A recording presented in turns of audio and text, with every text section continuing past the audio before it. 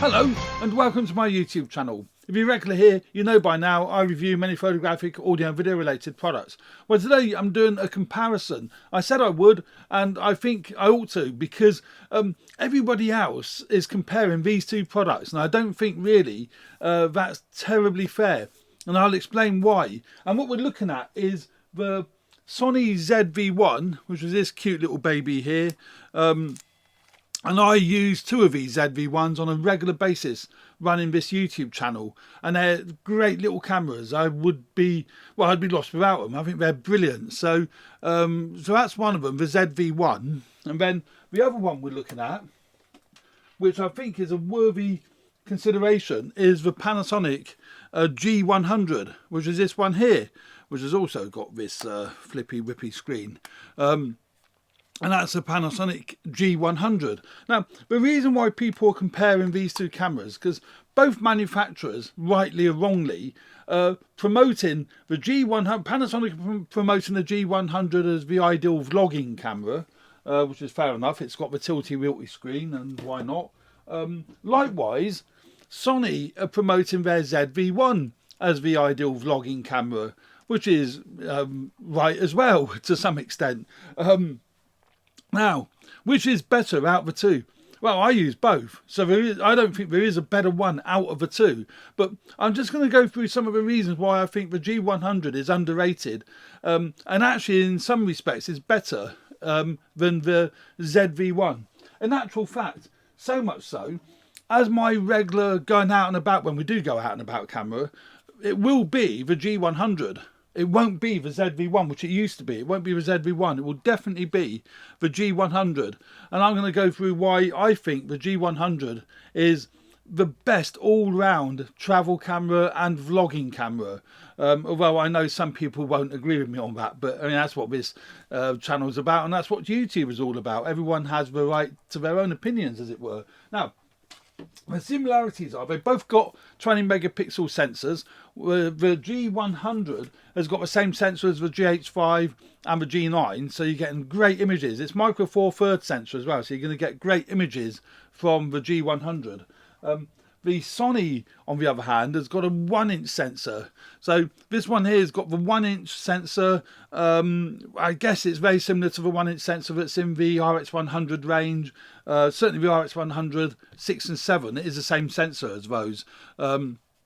And you get nice images off the RX100, but you get better images, I believe, from the G100, simply because it's got that slightly bigger sensor. It's actually quite a bit bigger sensor. It's almost twice the size sensor, and it's still 20 megapixels. So if you're looking for image quality for stills, image quality from the G100 is going to outperform the image quality from not the RX100, the Z-V1.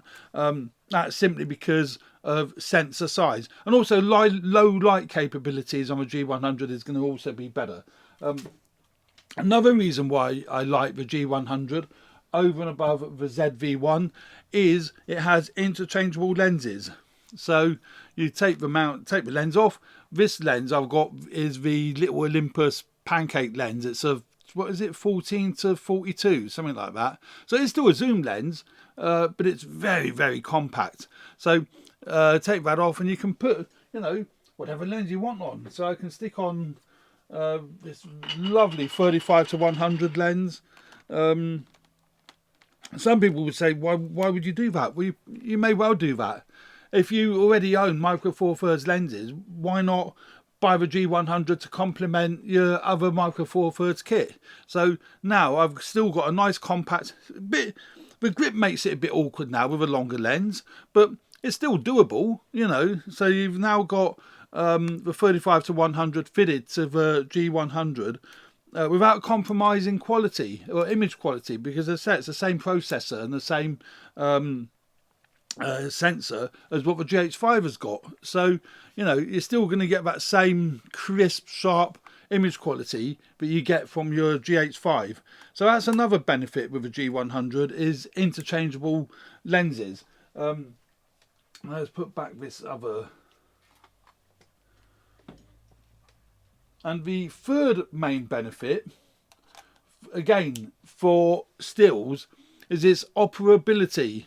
I hate that word because I can't say it, but it's getting to the functions is so much easier on the G100 than it is on the Z-V1. The Z-V1, Sony really did make it as more of a video camera as opposed to a stills camera, and that's fair enough, and that's why I use it. I'm going to come back to that.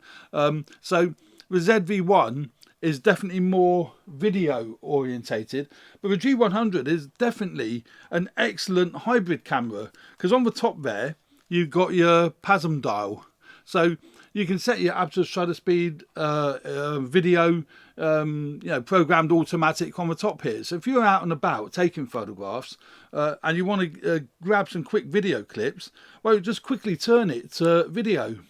Or vice versa, if you're doing some vlogging and you see some photographic images coming up and you want to take some photographs, just turn that dial and off you go. Not with the Z-V1 though. The Z-V1 is a bit more convoluted. There is no PASM dial on the top here. There is a mode dial. So you go into your mode dial, or don't go into it, you push the mode button on the top here, and then it comes up with your modes, and then you turn this dial to get to what mode you want, whether it be aperture, shutter priority, video, whatever. It's a little bit more convoluted. It isn't quite so straightforward as it is on the Panasonic, and that's why I love taking that out as a hybrid camera. It's easier to get to, you know, the different functions that you want. And also it's got more function buttons. It's got virtual function buttons in the menu. A really nice good solid on off switch as well. It doesn't automatically come on when you open the screen. With the Z-V1, when you open the screen, it will automatically come on. You can go into the menu and turn that off though, and you can turn it on and off manually from the top here. So that's you know, how the Panasonic works. So if you're more into photography but some video, I would definitely go towards the Panasonic, and that's why I got it, as I said earlier. But why I love using the Z-V1s is A, because it does take photographs, so you know, if that's all I've got with me, I'm still going to get great images. But the video on the Z-V1 is outstanding. Although the video on the G100 is outstanding, but the great thing with the Z-V1, it has unlimited 4K recording without a crop. So that's a massive thing for me. There is no crop in 4K recording on the Z-V1. Where there is a crop, quite an extreme crop on the G100 in 4K. Also, I say, no record limit, and that is also great. When I'm in the studio here and I've got these cameras set up for doing these reviews, it's great to put this on a tripod, get me close-up shots. I mean, the other Z-V1 is filming these close-up shots here that I'm showing you of, you know, my products, and in this case it is another Z-V1. So that is awesome. So no record limit in 4K and no crop. And it's also got USB power delivery. So I can run this forever and a day via a USB block going into the USB socket. This one, the G100, you can charge it via USB, but you can't power it from USB. So you're forever having to keep taking the batteries in and out. And there is only a 10-minute. You can only record 10 minutes in 4K on the G100, 30 minutes or in HD. So it's quite limited actually for a video camera. But for vlogging, hence the reason why it's being promoted as a vlogging camera, 10 minutes in 4K is fine, is not an issue. Because you're not going to be really vlogging for longer than 10 minutes at any given clip. And the HD quality is excellent off the G100. So my suggestion would be, if you're planning what you're going to do and you're thinking you're going to be doing more video, it might be longer takes, then the Z-V1 makes a lot more sense. And it does come with, which I haven't got to hand, a little wind thing that goes on the top here, that goes into the shoe and covers the microphone, because the internal microphones on the Z-V1 are excellent. They're pretty good on the G100. I've had no issues with them. It's got this Nokia Ozo, I think is what we call it. So it's got surround sound, and it's got 4 microphones, I think. So you've got directional and microphones at the back of the camera, and it can follow your voice around if you're vlogging and your head's moving around. I don't really get it myself, but you know, there you go, it has got it. I actually think the sound quality of the internal mics of a Sony are better than what they are on the G100, but I haven't got a tremendous experience of that. They both have a mic input jack, so if that's something that concerns you, you don't need to be concerned. So you can plug in, like I'm running a radio mic into one of my GH5s, but you can plug an external mic into there, and it's got a cold shoe stroke hot shoe for putting the receiver or gun mic on the top there. Same as on the Z-V1. The Z-V1 has hot shoe, and it's also got on the side here a mic jack as well as your HDMI port and your HDMI and the USB port. So as far as that concerned, the connections are all the same. Standard SD card in the bottom of the Z-V1 where the battery is, exactly the same configuration on the G100. So the G100 is a wee bit bigger because it's got a viewfinder. That's the other big difference. But yeah, so that's got a SD card in there, same as on the Z-V1. But the other big difference, again, for photography, is it's got this lovely viewfinder. It's a really, really bright viewfinder. Lacking on the Z-V1, no viewfinder on the Z-V1 at all. So you are completely reliant on the display on the back of the screen. Not a big issue for video, hence the reason why I use it mainly for video. So you are completely reliant on this screen, but not a big deal. But for photography it might be, if you want to get your eye up to the viewfinder in case you're in really bright light. So again, it keeps coming back to, as a hybrid camera for photography and video, the G100 is the better choice. They both have a method of letting you know that you're recording. So on the Z-V1, it's got this big red record button on the top there, and when you hit that, you have this excellent red, as bright as you can get, tally light. So when you're doing your vlogging, or even if you're just in a studio like this, you can clearly see you've got it running. Like I can clearly see now my close-up camera is running because there's a big red LED, so you can see that. And it's got a 24 to equivalent to a 24 to 70mm lens on the Z-V1. So that is fine, I think. Some people do criticise it doesn't go wide enough. Maybe it doesn't, but for me, I don't really do vlogging, but I think that's fine personally. I do actually think that's quite fine, and it's nice and light. So it's a great video camera. The Z-V1 is a really outstanding little video camera. So that is a good aid for video. The G100 is equally as good. So right, we're going to video on this one. So that's now on video, and when you got it in what they call selfie mode, you can do one of two things. You can hit the record button. It's got a big red bright record button on the top there, so you can hit that, and instead of a red LED coming up here showing you that it's recording, there's a big red box around the monitor, which is equally as good. I don't have an issue with that. And what I also like, the audio level control, the audio level meter is bigger and brighter on the G100 than it is on the Z-V1, although the Z-V1 does have it.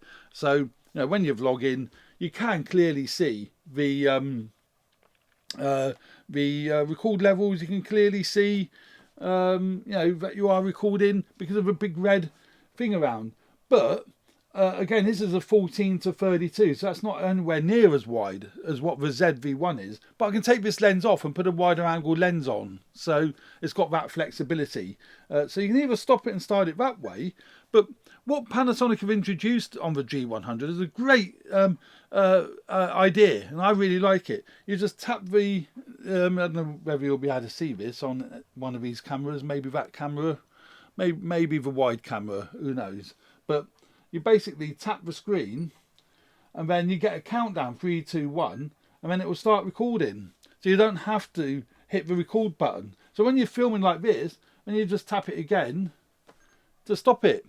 So, you know, tap to start, 3, 2, 1, and off you go.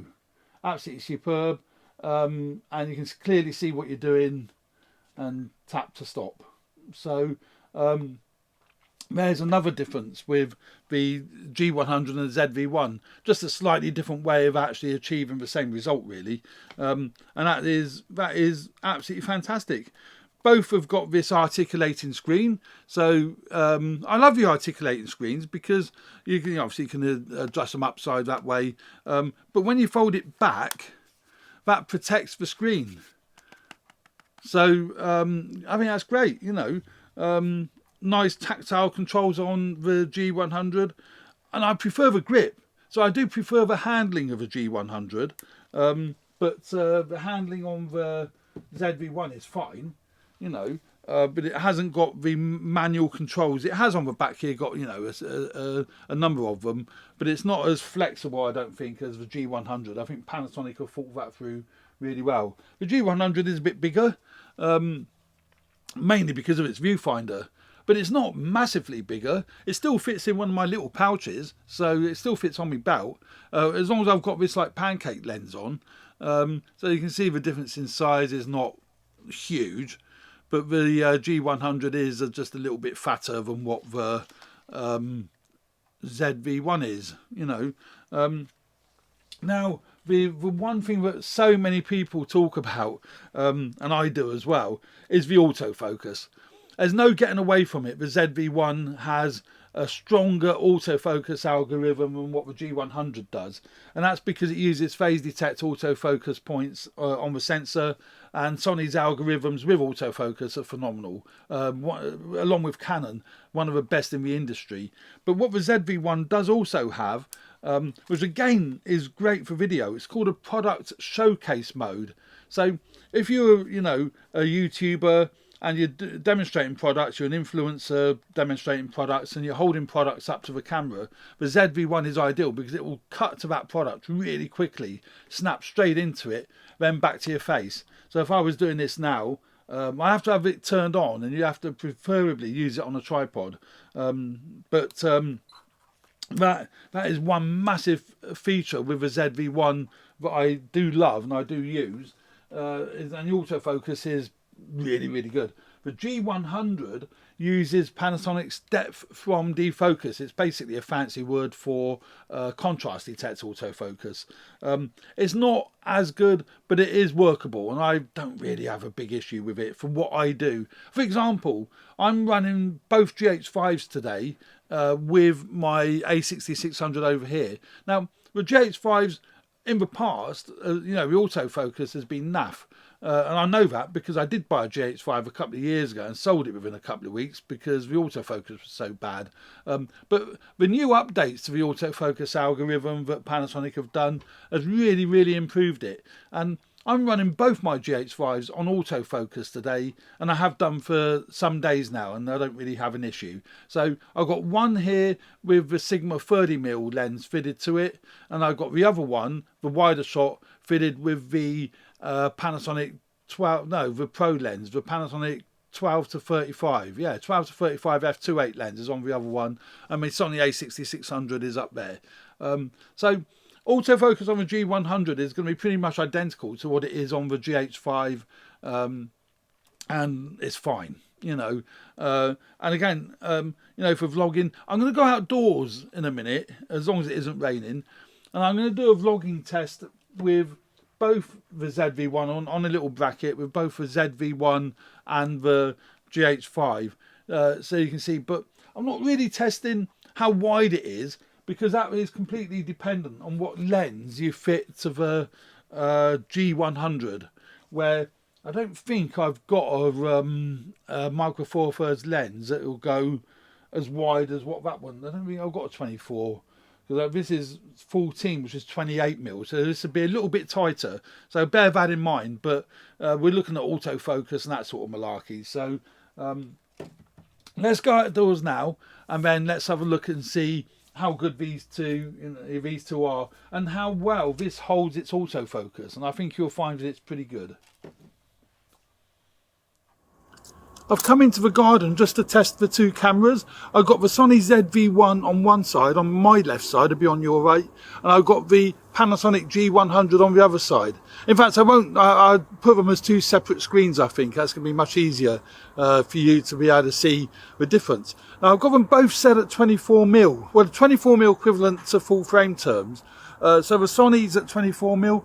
That's a true 24mm because it doesn't crop in on the sensor, because we're shooting in 4K, where the Panasonic is quite a bit tighter. So 4K filming with vlogging on the Panasonic isn't really practical. So and it's also quite a bit weightier. You can see it's quite floppy. I'm not very good at this vlogging lark, and it's actually moving a bit. I've got standard stabilization set on both, and I'm using the built-in microphones from both of them. On the Panasonic, I've got it set to front facing, because you can adjust it. You can set the settings to surround sound or follow you, but I've got it set to front facing because obviously I'm facing the front of the camera.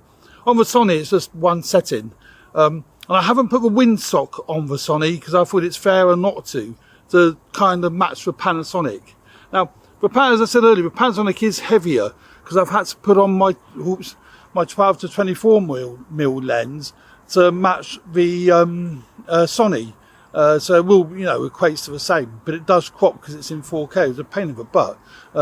So you are best off filming, if you're doing vlogging, probably putting it into HD. You don't necessarily need 4K, but I thought the fairest comparison is to be, both being the same. I can see a versatility light on the Z-V1 because that's a bright red light. But likewise, it's got a red box around the Panasonic, so that's just as good as well. So that's just a very quick comparison between the Sony Z-V1 and the Panasonic G100. It's not really a fair comparison, to be fair.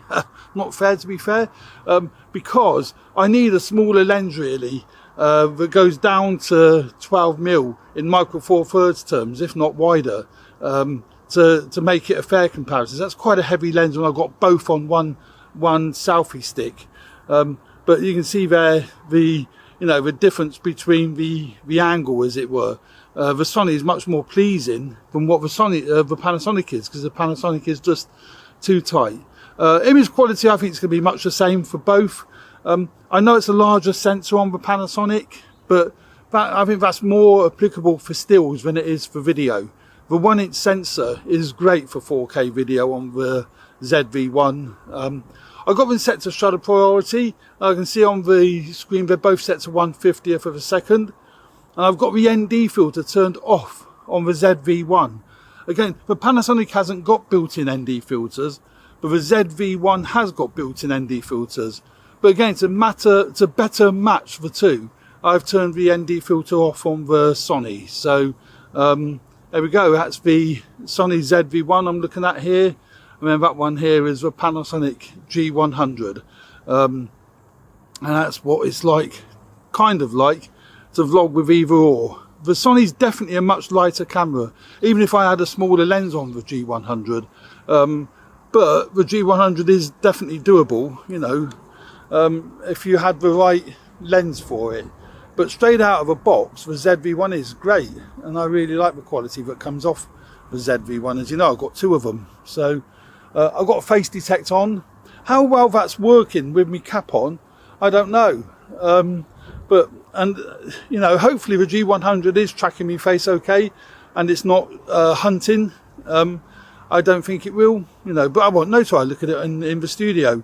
So I walk back down the garden path and then get these clips onto the edit suite, so you can see, you can see I'm not very good at vlogging, can't you? So this test isn't a fantastic example of what these cameras are capable of, but it might give you an idea. But apologies for my lack of expertise with vlogging. I've now just got the G100 on its own, and I've got it in full HD, which is 1920 by 1080. I just wanted to show you really, but it is actually a great vlogging camera in HD. You can see how much wider that is. It's the same lens, the same setup, apart from the fact I haven't got it on that bracket where I've got the other camera as well. So it'll be a little bit more stable, and I'm able to look just straight down the lens of this particular camera. So I think you'll find it is actually quite a bit better in HD when it is in 4K. So if you did buy this camera for vlogging, I still got the internal microphones running as opposed to an external mic. But if you did buy this camera for vlogging, I do actually really think that you might as well shoot in HD. Quality is great, certainly ideal for YouTube. You know, it's not an issue at all, and you get a wider field of view, so you don't have to worry about getting a really wide angle lens. And that's, you know, as I say, now filming in HD on the Panasonic G100, and my vlogging skills haven't improved, have they? So here we go. I hope you found that useful. On my Flickr page, I put a link in the description to my Flickr page where you'll be able to see samples taken with the Z-V1 and with the G100. I was going to actually show you on the computer here, but it's pointless because the YouTube compression is so bad that you'll never be able to see how good the images are. So I think you can be better off going to the Flickr page, then you can see much better how good the images are that come off both the Z-V1 and the G100. And as I say, there'll be a link to that in the description of this video. So there we go. Hope you found this video useful. Please subscribe to my channel if you haven't already done so, and hit the like button if you like the content of this video and you have found it useful. That does help the algorithms, it does help me grow the channel, and I really appreciate that. So once again, thanks very much for watching, and stay tuned for more videos relating to video and photography. Thanks very much. Bye for now.